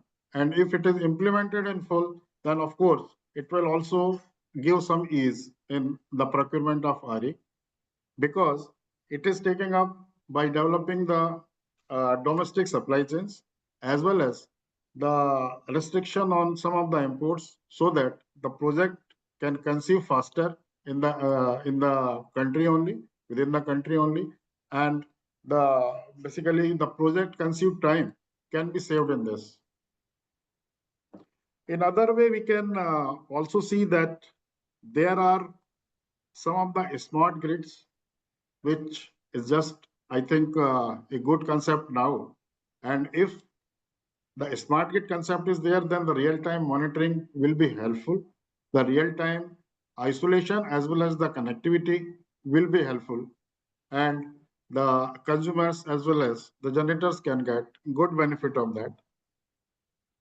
One thing also we heard about the RTC power. So flexible and dispatchable energy energy regulatory reform, which can help to get the RTC power for most of the industries if that is implemented in full. So I think I have covered most of the things now. Sure. Thanks. Yeah, thank you. Thanks a lot. Thanks a lot, Kiran. Yeah, sorry for keeping you waiting, Sindhu. I think, but you have a different perspective. You are coming from a different industry, and I hope your industry is going to grow fastest and largest, and will also be able to drive some change in the energy sector, because you can be a more demanding customer and with more aggressive and ambitious targets. So that was one reason I kept you to the last. So yeah, so request you to share your perspective, and if I have any questions, I'll stop you and ask you. Yeah, thank you, Kiran. And I believe we have captured most of the part, whatever need to be discussed in and around ISTS. I'll talk about what we have actually adopted as a strategy to source the RE for our data centers. So we are India's largest network of data centers, pan India, around 140 data centers, spread across 22 states. We have a mix of locations, ranging from 5 megawatt, 10 megawatt to going to 50 megawatt, 100 megawatt even, right? And the speed with which, we are expanding will be 3x, 4x in the next 3 to 4 years. We have a three-phase approach. Initially, we have signed pure vanilla sort of contracts where we have, availing the banking facilities from the state, signed pure solar contracts, and thereafter we realized there is a need of adding wind as well as hybrid wherever it is possible. We added some hydro capacities, also small hydro capacities. Then we have signed a couple of ISTS contracts now. yet to be commissioned, but yes, contracted for more than 40-50 locations pan India.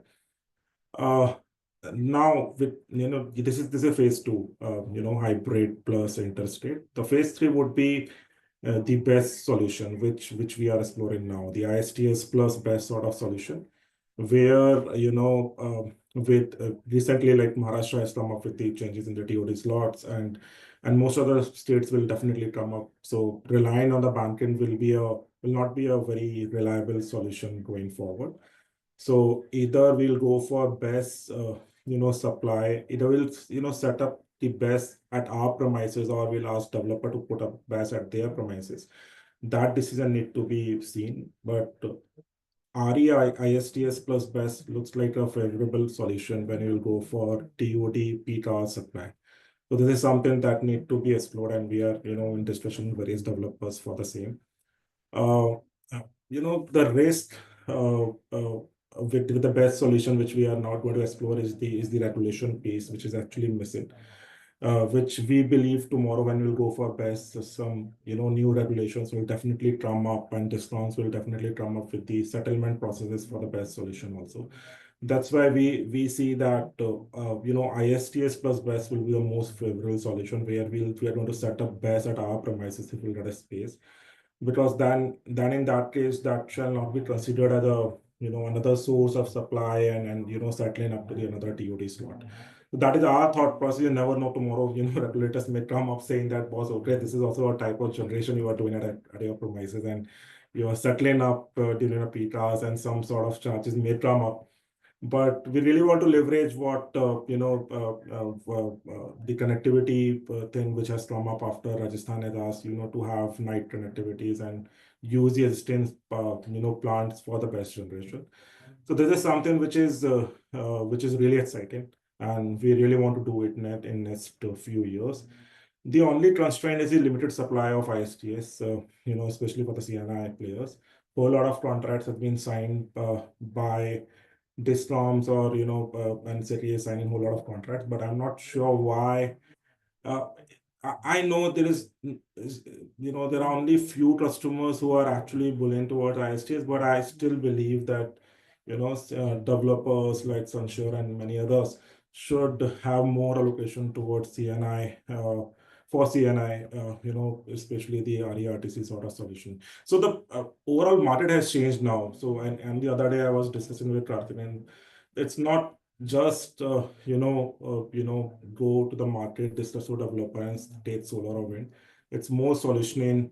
It's more the right mix, right commercials, right policy mixing, or I would say the right demand and supply sort of and likewise Karthik was explaining, you want to have a maximum replacement or you want to have a good commercial. So the middle ground need to be identified, and that was really a nice slide, Karthik. This is it, and we are also adding a couple of other technologies at our data centers. Like we were the first DC having fuel cell based generation at one of our data centers in Whitefield.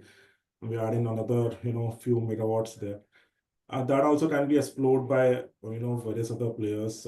If tomorrow you are not getting the supply for your peak hours, this is it. The technicality has already been covered by all of the panelists, and happy to answer if you have any questions. Yeah. I mean, also happy to share that the fuel cell that you installed, I was earlier with Bloom Energy, so I was in the initial discussion. So yeah, great to see that installation happening. That's I think a fantastic solution, particularly when it comes to distribution network challenges. Yeah, the solution is absolutely, is really a good solution, but the pricing and everything need to be seen. Otherwise, the solution per se is really, really good and very reliable solution. Correct. Absolutely. Okay. So yeah. So while we jump to the, if there are any questions that we would like to answer which have not been answered, I would also like to bring to everyone's notice, both panelists and also attendees, that TERI conducts something called the World Sustainable Development Summit every year. And this time in 2026, we'll be conducting from 25th to 27th February in New Delhi. And this will be after the COP30 that is going to happen in Brazil.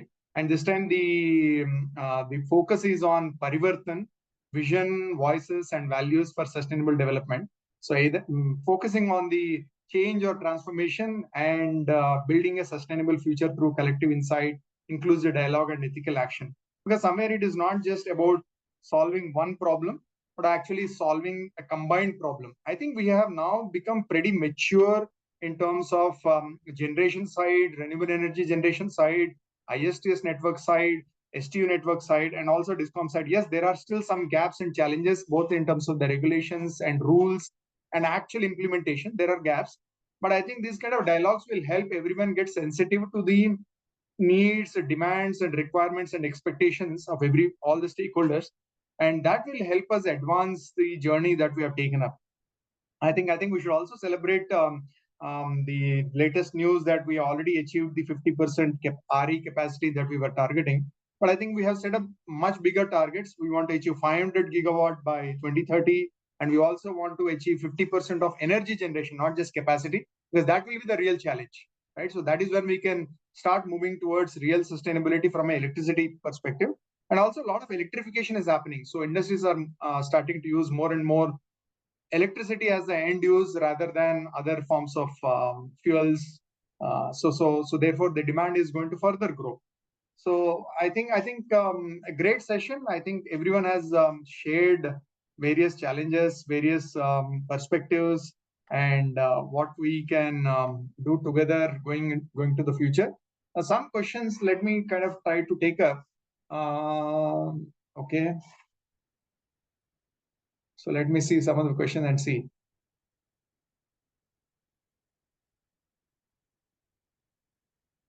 So there are some questions, state-specific questions, but also, okay. So someone is asking how to mitigate regulatory, and Abhishek Sengupta is asking how to mitigate issues regarding regulatory and policy uncertainty due to changing governments, as states may start imposing restriction on ISTS or to protect their local DISCOMs. And also specifically for C&I customers who receives industry-based incentives.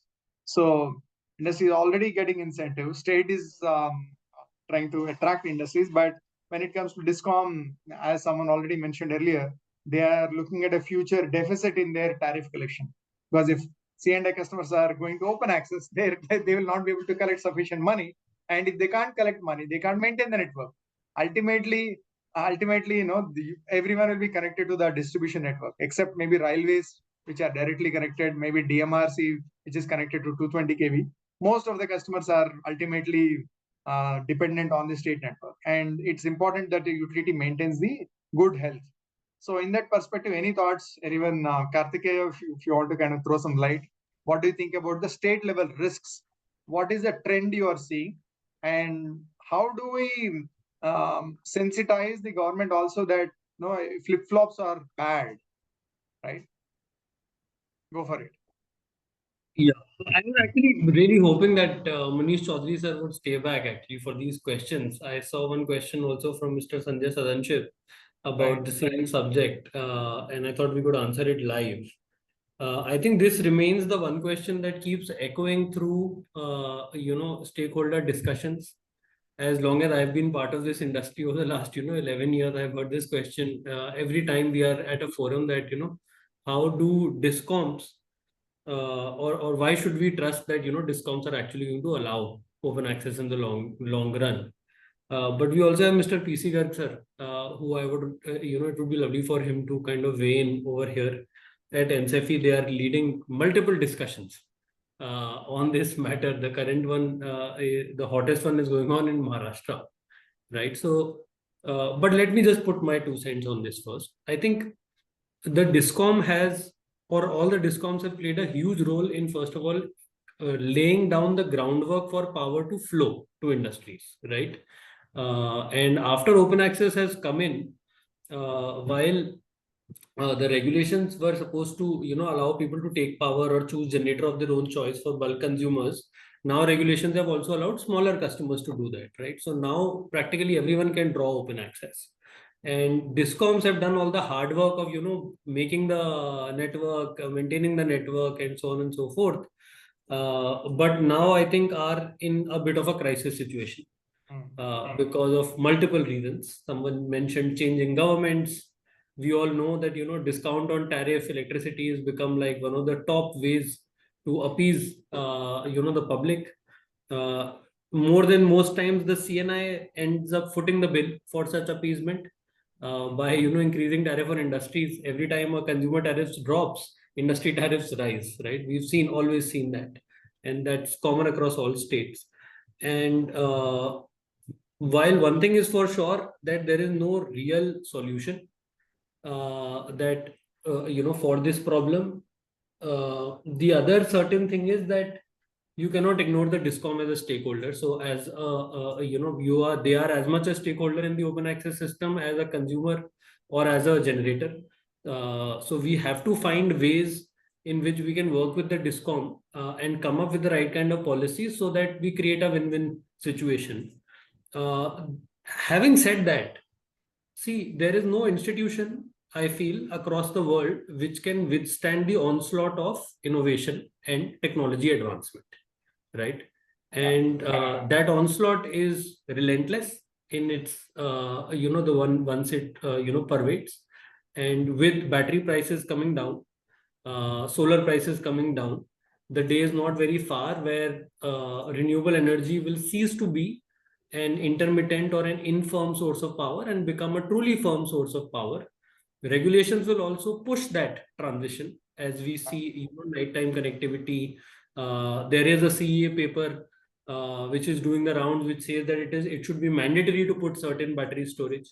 The newest state, Rajasthan, which has come out with intrastate open access regulations, this time has come and said that, boss, you have to cycle 20% of the energy you produce if you choose to go beyond your contract demand through a BESS system, right? So we are seeing that kind of thing. We are seeing that, daytime tariffs are getting depressed. I think from a consumer and generator perspective, I would say technology and innovation, and maybe a certain price that we have to pay for that. That's the way to kind of solve that problem in the short term. In the longer term, I think, Mr. Chaudhary is back. I think this is a question that he could best, shed light with alongside Mr. PC Garg. So I'll just rest my case here. Yeah, let me repeat, kind of rephrase the question, right? We all have seen that the central regulator and the central government have tried to be very consistent, very constructive in the regulations and the rules and all. But I think the states, we have seen many kinds of changes, flip-flops, and also kind of giving a certain amount of risk perception to open access, right, to the industry. So how do we actually work together, right? Is the question. And in fact, from Terry, I'm tempted to say that maybe we all should constitute a study and say, calculate the value of giving regulatory certainty, and therefore what is the social benefit that accrues from renewable energy adoption by C&I customers, because they have a little bit of capability, a little bit of vision and leadership that they can bring to the sector. So yeah, please, Mr. Prakash Chandji and Manishji, please. So we're in the last few minutes, so please feel free to share. Okay, Manishji. Yeah, so thank you. I think this is really typical questions which we are facing also, because every country has a certain limitation in terms of the constitutions and the legal structures, and that also India we have. So electricity is a concurrent subject, and we at the time we should honor that legal framework, because there is all merits and demerits also. Decentralizations, if we come to keep the decentralizations, it has all benefits. Unfortunately, in our country, well, the states are not, making innovative things. But if some innovations is being brought in by the states, I think that would be better. And then that policies can be implemented, the pan-India basis. So that is the intent. If even the concurrent subject also, it would be good. But yeah, as far as your second part of the question, the regulatory certainty, this is also very important from the economic industry point of view and the from industry point of view. Because if you wanted to have economic growth, and if you wanted to look for the rapid economic growth, then we should require to faster the process approval and the unified approach, because the one industry can't follow the 26 rules, different rules. So Yeah. so that kind of things is not possible.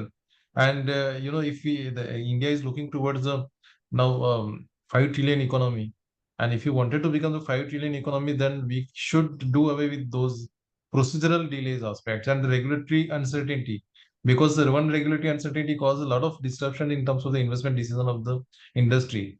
And that is why the only practical approach which I foresee as a one kind of solutions to this, that let's have a separate rules for the separate states, let them to formulate the rules, but as to the extent possible, that should be unified procedures or the unified rules. Let them to 25 rules they can regulations they can notify, but 25 regulations should be identical to the centers as well as the state, and not only rules regulations but the SOPs also, because the SOPs should be mandatory for them, so that at least the industry who was looking for the connectivity, they know that they have they have experience of, let's say, one state, the same thing they can replicate into the other state also if the SOPs are the same. So that should be one dedicated unit should be there in each state, and then it can be resolved. But yeah, of course, the point is well taken. But um, we have to go. We have to live with this right now. We are also trying to do the unified approach. Yesterday, I visited one of the event where Minister of State mentioned about the unified approach in terms of the market framework as well as the procedural aspect. So that things we can take forward, and we can address this issue to certain extent. Thank you. Right. Well, thank you for honestly and authentically sharing both the sentiment and also the efforts being put. I think we are at the end of the hour. So again, I think we had a great, fantastic discussion.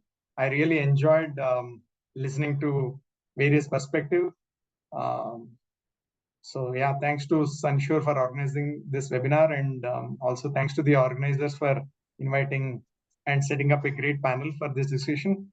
I hope the follow-up of this, as a follow-up of this, we all will go back and then see how we can contribute to the sector and ask the right questions, and then bring more and more RE into the sector. Right. So with Thank that, so I'll go back to the host. Thank you very much. Thank you so much. Thank you so much, Mr. Karan. Mr. Karan, for leading such a fantastic and such a rich and engaging discussion. I must say a sincere thanks to all of our panelists. It was indeed very, very interactive and engaging panel with great perspectives from various stakeholders on this subject. Indeed. And just give me a moment so that I can launch one more poll, and then we could have some closing remarks from the panelists.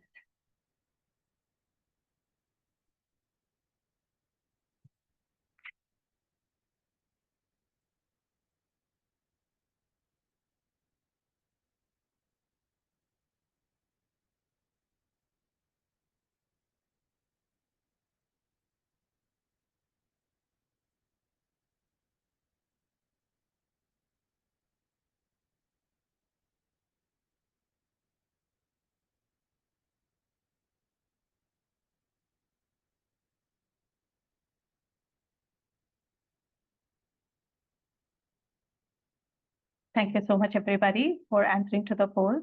And Mr. Kiran, I must just request you if you could just have one small closing remarks from all of our panelists, including yourself. Yeah, sure. Now, as I said, I made my remark. So I'm very happy to be here. And I think the India Net Zero Alliance have actually put together a very practical and very relevant topic. Right. So appreciate the opportunity. I'll request other panelists, starting from Kartikeya, Mr. Manish, Mahesh, Ms. Sindhu, Prakashji, and Mr. Suvendu, kind of give their closing remark. Yeah, so let me start with for myself. Yeah, thank you, Sunsure Energy and First View Media Group for organizing this event. It's really insightful. For the regulators, we are constantly looking for the feedback. So I took this opportunity as a feedback for how we can shape reform and reshape our regulations and regulatory feedback. So this is a kind of stakeholder engagement, and we are taking this as a positive. And still, look forward for at least now we have started the ISTS open access. We are eagerly looking for the captive ISTS open access, which is still not there. So let's hope that next this 20-25 years, there may be some captive ISTS open access can be fructified. Thank you so much. I'd just like to follow Chaudhary sir.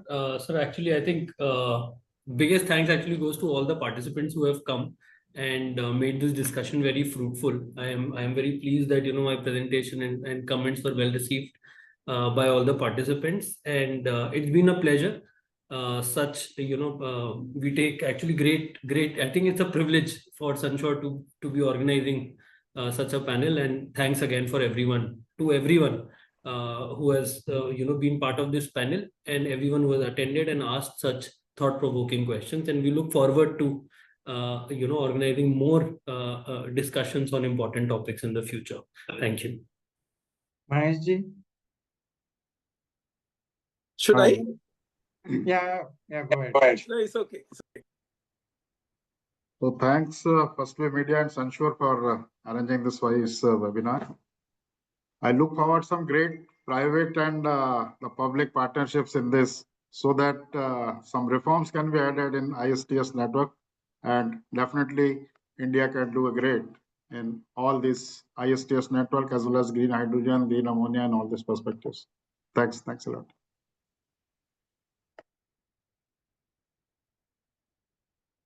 Yeah. Please go next. Who is there? Mr. Garg. Yeah. Okay. Yes. Thank you all. And really, I enjoyed today's webinar. And I think Shruti, if she is there, I am an accidental panelist in this, because she ranked me as CO CTU to join this webinar. But I gave her the number of Mr. Ashok Paul, the mobile number, but somehow she included me in this webinar. So thanks for that. And I can tell that ISTS is really important for meeting the RTC requirement, for meeting the green hydrogen requirements and all that. But strengthening of STU network, strengthening of states is also equally important if really we want to achieve net zero by 2070. Thank you. And just a little thing I'll add, that we have to learn to live without waiver.